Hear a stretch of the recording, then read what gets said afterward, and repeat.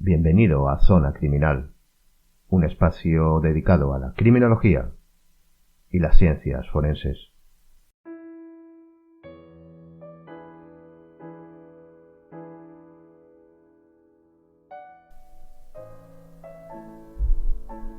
A pesar de que las series de televisión y las películas de asesinos, sobre todo seriales,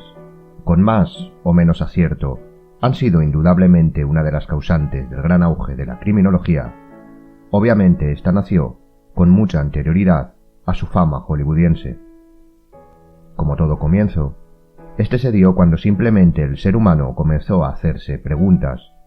en un principio reflexivas, cuasi filosóficas, que poco a poco y sin perder el interés en sus respuestas, y aumentando los interrogantes según pasaba el tiempo,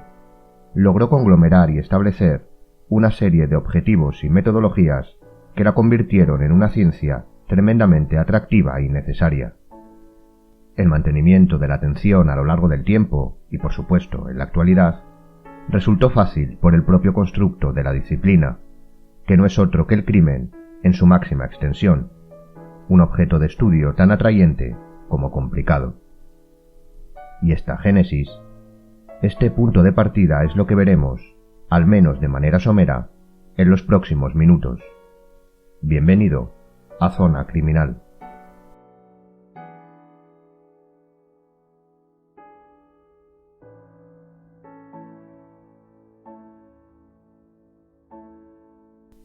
Cuando hablamos sobre la historia de la criminología a cualquier estudiante,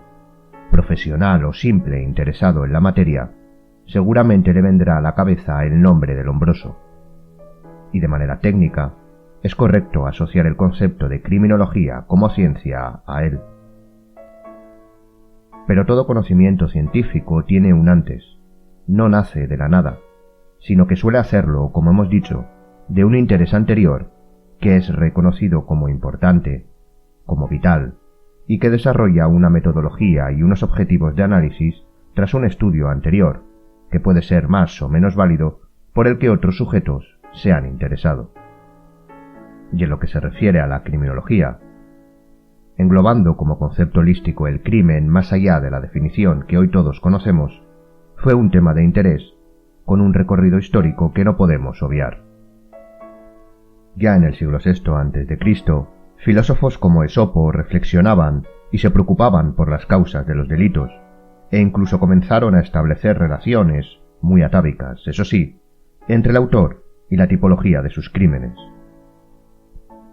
En el siglo V a.C., Protágoras incidió en que las penas impuestas a los criminales tenían que tener un fin preventivo, un objetivo clave de la actual criminología. En el mismo siglo, Sócrates habló sobre la bondad del hombre, sobre la adquisición de conocimiento para obrar de manera correcta, y cuando un hombre actuaba en contra, es decir, cometía un delito, debía ser considerado como una persona estulta. Otro filósofo de los reconocidos, como fue Hipócrates, sentenció que todo vicio, y el delito era por él considerado un vicio, es fruto de la locura. Con esta simple mención de 4 filósofos por todos conocidos, ya nos hacemos una idea de que lo que preocupó a los primeros criminólogos reconocidos como tal, unos siglos después, ya estaba en la palestra con mucha anterioridad, lo cual, como hemos indicado, es normal, debido a que la criminología nace imperativamente de preguntas anteriores que son, con la aparición de una metodología empírica, estructuradas para ser estudiadas. Esta época de reflexión previa en la que se carecía de metodología y conocimientos objetivos, y mucho menos empíricos, es lo que se conoce como la fase precientífica. No obstante, sin conocimientos validados ni procesos científicos, ya podemos observar cómo las preguntas, pensamientos, discursivas y problemáticas se centraban en la prevención a nivel social por un lado, y el origen del delito que solían concluir como intrínseco al propio sujeto por otro. En esta fase ya nacieron las preguntas de si el delincuente nace, se hace, es producto del contexto social, de su contexto individual, de si pudiera existir la reincorporación tras las penas, etc. A partir de aquí, como hemos dicho, la preocupación por el delito y el delincuente sin base metodológica fue producto de su tiempo. La visión que se tenía del fenómeno criminal hasta el siglo XIX estuvo totalmente impregnada de los pensamientos y creencias de quien la estudiaba. Hasta Lombroso, y adaptando la frase de Ramón de Campoamor y Camposorio, el fenómeno criminal, y abrimos comillas, dependió del color del cristal con el que se mirara. Cerramos las comillas. Por ejemplo, en el siglo IV después de Cristo, San Agustín se propugnó a favor de que la pena debía servir a la regeneración del desviado. Volvemos a encontrarnos aquí con la necesidad de establecer la utilidad de las penas. Pero en aquella época y durante mucho tiempo, siglos, hubo una corriente dominante que no era esta de la reeducación y la reincorporación tras las penas. El estudio del crimen se centró en el victimario y se tuvo la creencia de que las fuerzas del mal eran las que guiaban las conductas criminales. Ya podemos imaginarnos que de esta visión surgieron castigos que poco tenían que ver con una prevención o resocialización, como propugnaron Protágoras o San Agustín, sino más bien con un castigo por maligno al delincuente, que obviamente no tenía mucha razón de ser, pero que en la época era simplemente producto de la creencia respecto al delito. Dando un pequeño gran salto, nos situamos ya en el siglo XVIII. Con la aparición de la enciclopedia y la Revolución Francesa, llegaron la globalización del conocimiento y los cambios sociales. Enfocándonos en la criminología, comenzaron a preocuparse por la prevención desde un punto de vista individual. Esto se debía a que por primera vez en la historia, con H mayúscula, se posicionaba al hombre como centro de todo y se le otorgaba la importancia que antes habían tenido las deidades, la magia, etc. Es decir, se comenzaba a superar, o se superaba ya, la creencia de las fuerzas del mal como artífices de la delincuencia. Con anterioridad a estos eventos, a la enciclopedia y la Revolución Francesa, como eventos de referencia se entiende, algunos personajes fueron importantes y se centraron en aspectos hasta entonces poco estudiados, como el ámbito penitenciario, que es a día de hoy otro gran objeto de estudio de la criminología. Aquí, John Howard, nacido en 1726 y fallecido en 1790, fue uno de esos adelantados que puso el foco de sus estudios en las cárceles con el objetivo de que realmente sirvieran para la reeducación y no como lugares de castigo que no proporcionaban ningún otro elemento que no fuera la expiación individual y poco efectiva. En su obra de 1777, titulada El estado de las prisiones de Inglaterra y Gales, apostaba por un cambio tanto de paradigma teórico como práctico a aplicar en las cárceles. Unos años antes, en 1764, había comenzado lo que académicamente conocemos como la criminología clásica, con la publicación por parte de Cesare Bonesana, nacido en 1738 y fallecido en 1794, más conocido como Beccaria, de la obra titulada De los delitos y las penas.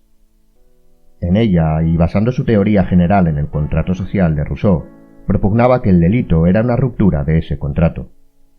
Además, introdujo un concepto nuevo para la época, y es que establecía el derecho del individuo a la defensa de sus intereses contra el delincuente, pero, y esto es lo importante, con proporcionalidad. Concepto que perdura hasta hoy en día y es de vital importancia en disciplinas como el uso de la fuerza. Además de todo ello, defendía la abolición de la pena de muerte por su inutilidad para la prevención del delito, y centrando su estudio en el valor educativo del cumplimiento de la pena, Beccaria, aunque hoy nos pueda parecer un aspecto completamente normal, fue en el ámbito de la criminología y la prevención el primero, al menos el primero con éxito, que sentó las bases para lo que hoy conocemos como el objetivo más importante perseguido por la criminología, la prevención del delito. Pero como decimos, entre finales del XVIII y hasta bien entrado el siglo XIX, la visión general se centró en el victimario como objeto predilecto de lo que sería el germen de la criminología positivista. Durante esta época, en la que el ser humano se propugnó por primera vez como centro del universo, tuvo un gran auge, sobre todo en Europa y más concretamente en Inglaterra y Francia, las doctrinas utilitaristas. Estas, representadas sobre todo en términos criminológicos, la encontramos en su fundador Jeremy Bentham, nacido en 1748 y fallecido en 1832, quien preconizaba que todo acto humano, incluido por supuesto el delito, debía ser juzgado según la utilidad que tuviera, o lo que es lo mismo, su pena debía estar en consonancia con la importancia del delito cometido. Sin lugar a dudas, su mayor aportación fue el conocido panóptico, creado para la reforma de las prisiones, en el que propugnaba que la vigilancia de éstas debía hacerse por parte de los funcionarios desde un punto de vista en el que ellos no fueran percibidos, pero que los presos sí sintieran esa vigilancia. Según su pensamiento, los reclusos acabarían por interiorizar esa vigilancia. Básicamente se sentirían en todo momento vigilados, lo que les amansaría y crearía la paz en las prisiones. El panóptico fue muy criticado, e incluso autores de relevancia como Foucault dedicaron obras como Vigilar y Castigar a analizarlo. Pero la verdad es que este modelo traspasó las fronteras de las prisiones y se instauró en otros sectores como el industrial, siendo un modelo de vigilancia en el ámbito productivo, sobre todo durante la primera revolución industrial, o mejor dicho, a partir de dicha revolución.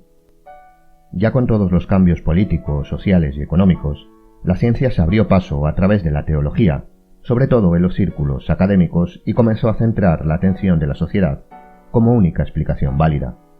El racionalismo imperó en toda Europa, y las ciencias comenzaron a tener la notoriedad que debían,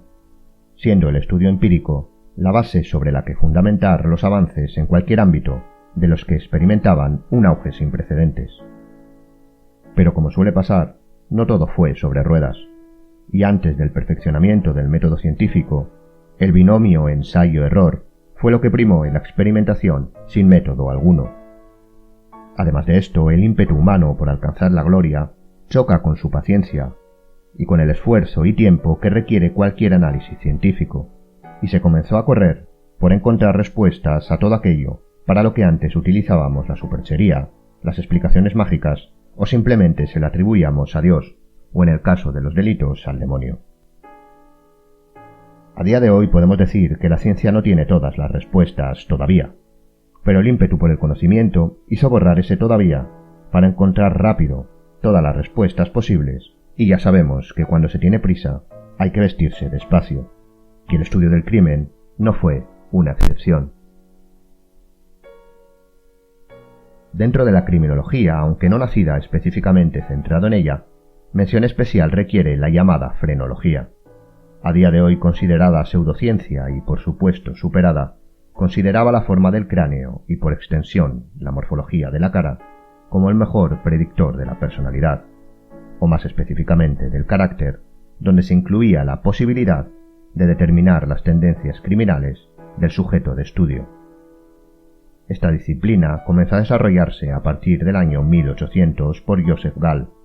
nacido en 1758 y fallecido en 1828, teniendo mucha influencia en los primeros criminólogos como el propio Lombroso. Como dato destacable, cabe mencionar que en España, Marian Cubí Soler, 1801-1875, fue quien diseñó el cráneo frenológico que seguramente conocerá. Ese cráneo dividido en partes, en la que cada una representa una virtud de la personalidad. A partir de aquí, ya con los contemporáneos de Lombroso, nació lo que hoy conocemos como criminología positivista. El término positivista hace alusión al método científico como única fuente fiable de conocimiento. Hasta entonces, autores como Beccaria, que propugnaron y defendieron grandes avances, eran considerados pensadores más filosóficos que empíricos, aunque en cierta medida aportaran más conocimiento válido que algunos considerados como tal. La criminología como ciencia se estableció a mediados del XIX en torno a tres grandes autores conocidos por todos: Cesare Lombroso, 1835-1909, Raffaele Garofalo, 1881-1934, y Enrico Ferri, 1856-1929. No vamos más que a dar unas pinceladas aquí sobre su pensamiento o conclusiones, ya que estamos seguros los conocerá. Lombroso realizó estudios tipológicos sobre los delincuentes, influenciado por la frenología y destacando las características que hacían al individuo tendente a una tipología concreta de delincuencia, tratando el delito como un apartado hermético y no relacionado. Garofalo, por su parte, propugnaba la tendencia innata a la peligrosidad de algunos sujetos, en consonancia con Lombroso, y Ferri era partidario de que las conductas criminales provenían de la enfermedad, pero que ésta podía ser heredada o adquirida, sobre todo por motivos educativos y o sociales. Estos autores propugnaban lo que se conoció como paradigma indiciario, obtener indicios establecidos para llegar a una conclusión, lo que desembocó en el determinismo. Básicamente, y centrándonos en lo que se llamó criminología, determinar a partir de ciertas características la tendencia criminal que seguirá un sujeto. En el caso de Lombroso, como hemos dicho, fue el determinismo biológico, y en el caso de Ferri, el determinismo social,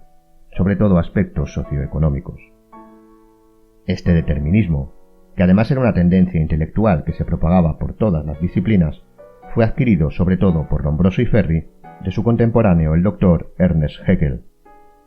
Aunque no estudió específicamente a los delincuentes, Haeckel, uno de los mayores difusores y defensores del evolucionismo, sentó las bases por las cuales las propensiones y tendencias conductuales podían verse modificadas sobre todo en edades tempranas, es decir, por el contexto, lo que implementó en la criminología un nuevo factor a tener en cuenta en el estudio de parámetros criminógenos.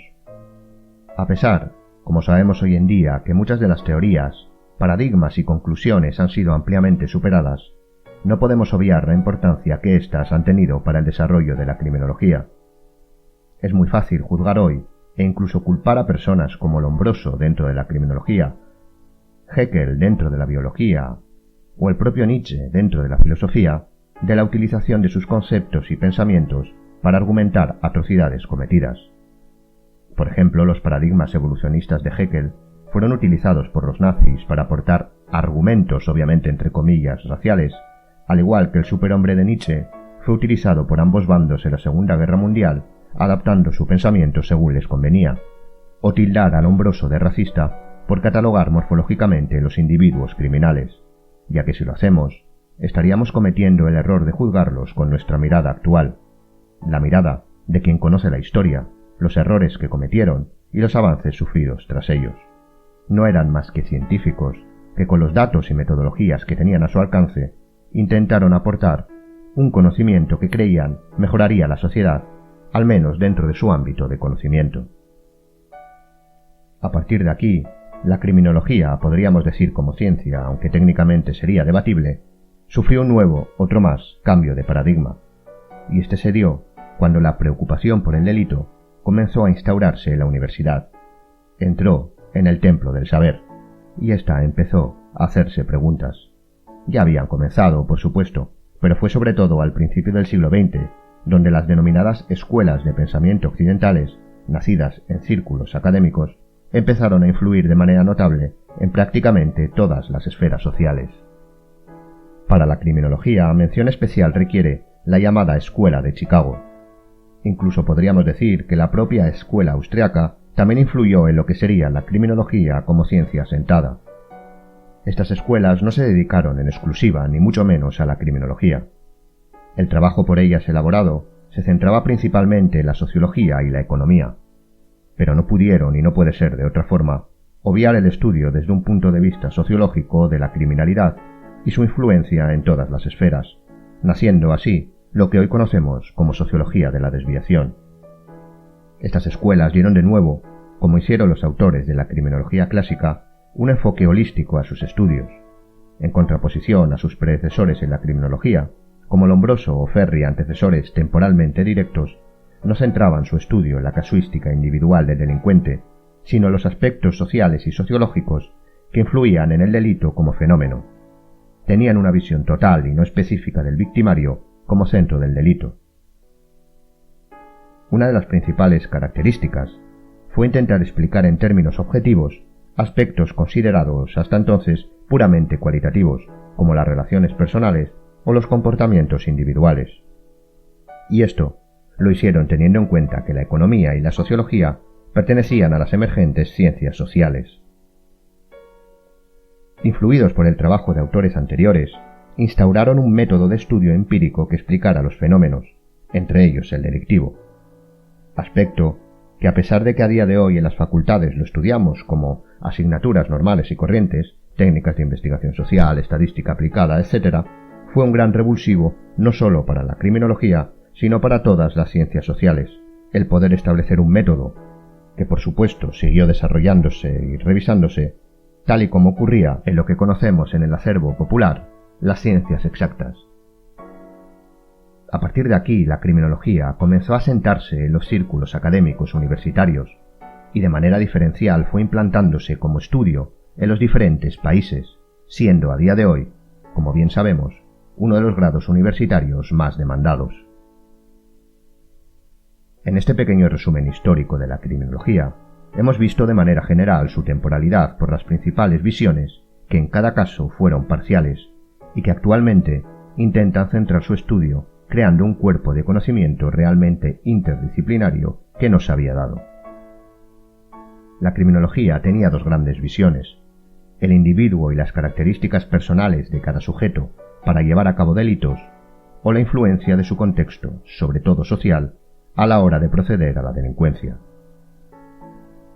A partir de mediados del siglo XX, y con ayuda de la metodología en ciencias sociales, la cual comenzaba a adquirir el valor que debe tener, ser el único recurso para alcanzar conocimiento empírico, lejos del conocimiento común que muchas veces era la base para la teoría del delito, la criminología comenzó a sentarse como un ámbito de estudio científico que tiene como característica, o debería tenerlo, la multidisciplinariedad y la interdisciplinariedad. Gracias a esto, las dos visiones no siguieron siendo contrarias, ni el criminólogo debía adherirse a una de ellas, pudiendo establecer hipótesis y relaciones de que ninguna estaba totalmente equivocada o acertada. Al fin y al cabo, lo que la metodología empírica aporta a cualquier disciplina desde un principio es el descubrimiento de una escala de grises en cualquier posición objetivamente contraria. Ya con la firme convicción de la necesidad de tratar el fenómeno criminal desde un punto de vista empírico, a partir de los años 50, la producción científica respecto a la criminología comenzó su andadura y fue bastante prolífica. Como todo ámbito de estudio, una definición bien limitada, estructurada y definitoria de conceptos era totalmente necesaria. En 1955 se llevó a cabo lo que podríamos denominar una reunión de criminólogos en el Colegio Bedford de Londres, organizada por la Sociedad Internacional de Criminología,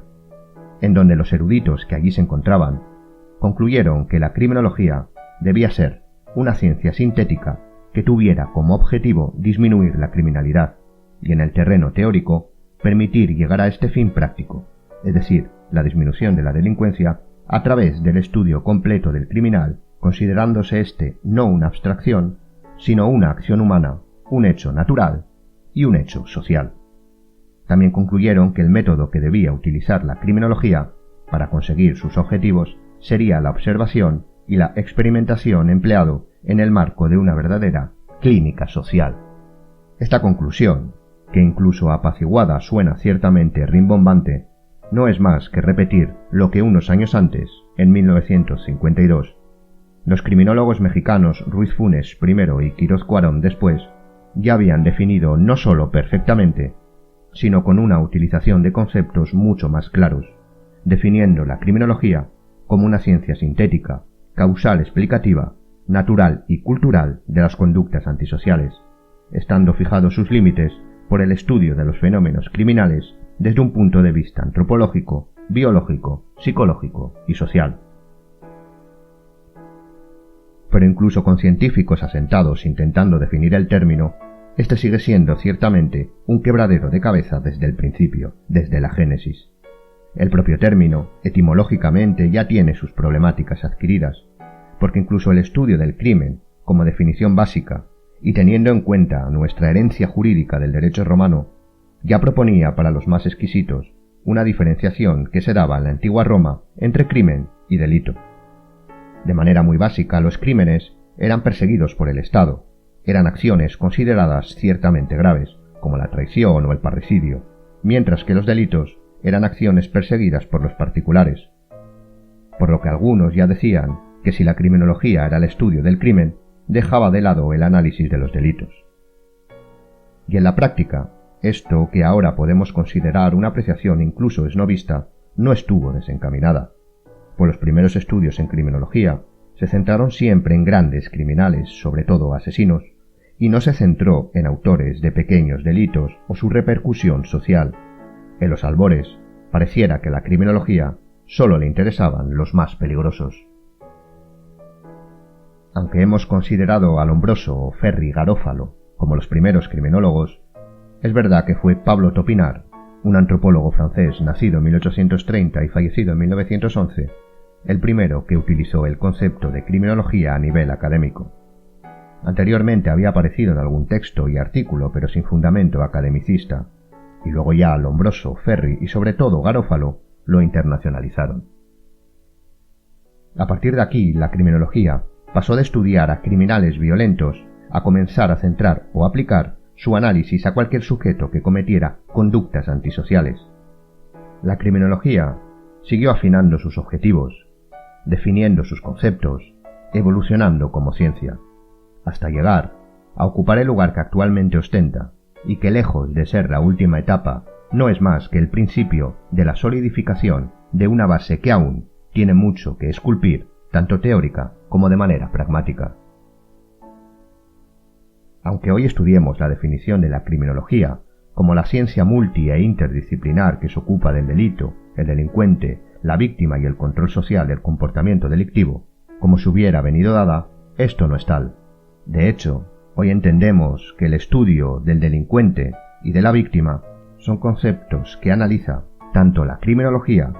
como la criminalística desde diferentes puntos de vista, aspecto que ya ampliaremos cuando hablemos sobre las ciencias forenses. Por otro lado, el control social de las conductas delictivas es un aspecto reservado a la criminología, siendo tal vez el último en incorporarse como parámetro indisoluble de sus objetivos, incluso como variable explicativa y que aplica a los métodos más multidisciplinarios. Pero como acabamos de ver, estos tres conceptos son los que de manera general se exponen como objeto de estudio de la criminología, pero hay un cuarto concepto que damos por hecho y que ha tenido su propia discusión, tanto de manera académica como más humildemente en este mismo podcast. El delito, el delincuente y el control social los aceptamos como propios e indisolubles de la criminología, pero la definición de esta empieza con el concepto de ciencia. Y sí, aunque no se suele hablar mucho sobre ello, hay corrientes que no consideran o no consideraban a la criminología como tal, y creemos que debe ser mencionado, incluso analizado, ya que si consideramos que la criminología es una ciencia social necesaria, tal y como creemos y defendemos, debemos saber qué opinan los que aseguran lo contrario. Tenemos que empezar diciendo que aquellos autores que no definen a la criminología como ciencia no es que la nieguen, sino que consideran que su conceptualización no puede ser tal,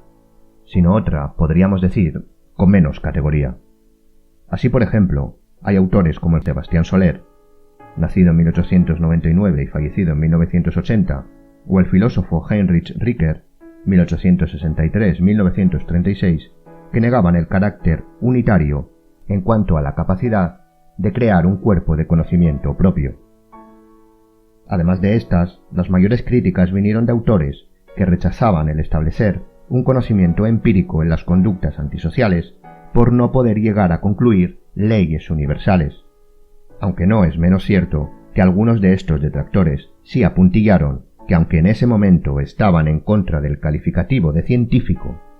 este en el futuro podría darse, aunque eso sí, de manera limitada. Es decir, la criminología no era una ciencia, pero podría llegar a serlo. Como hemos visto en estos minutos, el gran problema de la criminología es la capacidad de aplicar metodología empírica no ya a un objeto de estudio humano general, sino a unas conductas tremendamente limitadas y específicas como son las delictivas. El gran problema que ha tenido la criminología no es saber y conocer su multidisciplinariedad,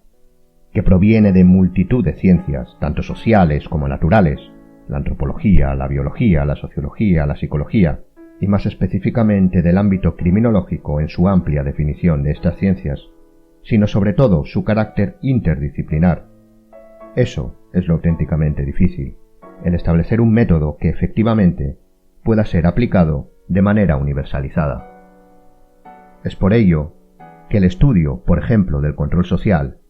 o de la respuesta ante un delito a través de la estadística nos aporta una técnica tanto de indagación como de construcción del conocimiento que sí es universal, que sí es metodológicamente empírica. Estas críticas a la criminología no son exclusivas ni excluyentes. Normalmente, como hemos dicho al hablar de las escuelas de pensamiento, el querer cuantificar aspectos cualitativos ha sido una de las finalidades no solo más difíciles, sino también más criticadas de cualquier ciencia social, y sobre todo de una tan específica como la criminología. No obstante, aquí hemos relatado estas contraposiciones por ser un aspecto que no suele nombrarse. Pero a día de hoy, este asentamiento de una metodología empírica y una categorización multi e interdisciplinar de la criminología es ampliamente aceptada. Aún así, debe seguir revisándose y desarrollándose, porque el estudio de una conducta es complicado, pero de una conducta específica y que tenga su ámbito fuera de la normalidad bajo cualquier acepción del término es un reto complicado. La creación de un ámbito de conocimiento propio extraído de prácticamente todas las ciencias sociales y naturales es un reto que los criminólogos debemos aceptar, ya que a nivel científico, aunque llevemos algo así como un siglo redondeando, construyendo este conocimiento, eso es estar en pañales, y el trabajo es arduo, pero también es algo único. Para ir concluyendo, a modo de síntesis, hemos realizado un esquema longitudinal y por supuesto hemos dejado de lado muchas acciones, aristas e historias que serían dignas de ser mencionadas. Pero el tiempo y sobre todo la premura mandan en estos lares. Y tal vez el oyente ávido y despierto haya echado de menos algunos pasajes que seguro son de importancia o que durante su estudio y conocimiento de la criminología recuerda. Por ejemplo, nos ha mencionado el Código de Hammurabi de Mesopotamia, que históricamente es considerado el primer código legal unificador del Imperio Babilónico, que hablaba sobre la criminalidad, o el Edicto de Haremhab del siglo XIV a.C. encontrado en Egipto, que intentaba de igual manera controlar aspectos de la vida cotidiana entre los que se encontraban los delitos. Pero sí es verdad que estos están íntimamente ligados con el derecho y las leyes, y en este podcast queremos intentar ser lo más estrictamente criminológicos posibles, centrándonos en la criminología, que ya de por sí tiene mucha, pero que mucha miga, al igual que cuando nos centremos en las ciencias forenses, lo hagamos exclusivamente en aspectos criminalísticos. Y si bien el derecho, además de como hemos visto la sociología, la antropología, la biología, etc., son primas hermanas de la criminología, no es menos verdad que esta última se merece copar toda nuestra atención. Y así terminamos el podcast de hoy. Si ha llegado hasta aquí, muchas gracias por escucharnos. Para aquellos que quieran ampliar conocimiento respecto al tema tratado en el podcast, tienen en la descripción las referencias bibliográficas utilizadas. Os esperamos en la siguiente Zona Criminal.